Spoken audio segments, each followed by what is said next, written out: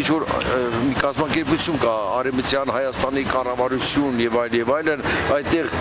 դատարանի կազմում են գրկված, չգիտեմ ինչ, նման թեմաներով է շոշափ զրույցն արել եւ մասնավորապես միայն 2-3 անգամ կինո Մոսկվայի ինչ-որ մի սրճարանում են նստել զրույցներ արել եւ հանդիպումը այլևս չի կարող տրամաբանորեն բերի մեր եզրակացության, որ գիտեք ինչ կա, այնուամենայնիվ համագործակցել են, ըստ էության հանցավոր համաձայնություն, նման գոյություն չունի։ Միթե առավել ևս, որ իմ պաշտպանյալը ինձ նաև ասաց, որ նա ասաց, որ խնդիր ունի քեսապ ջոկատ տարելու ընդեղ կռվել է եւ այլն ես ու ինքը ասաց որ ես զգուշացրել եմ որ նման խնդիր լուծելու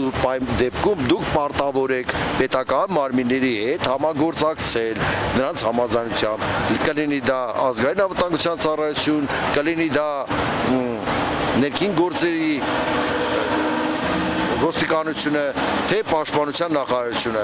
եւ այդ ընթացքում նա ասաց, որ ես բոլորին էլ հանդիպել եմ։ Արթուր Վարդանյանը նման հավաստիք է տվել, որ այնուամենայնիվ նախարարների է հանդիպել։ Հիմա այս ձևական տրամաբանության արդյունքում մենք գնանք ում Արթուր Վարդանյանը հանկարծ ասեց նախարարին հանդիպել եմ դրանց ինչի չեն բերում եթե այդպես է ԱԱՑ-ը խի ձևական տրամաբանությամբ է ստացվում որ եթե հանկարծ մարդը այլախոհ է քաղաքական դաշտում երևացող ազնվորություն ընդդիմադիր պետք է այսպես գնահատվի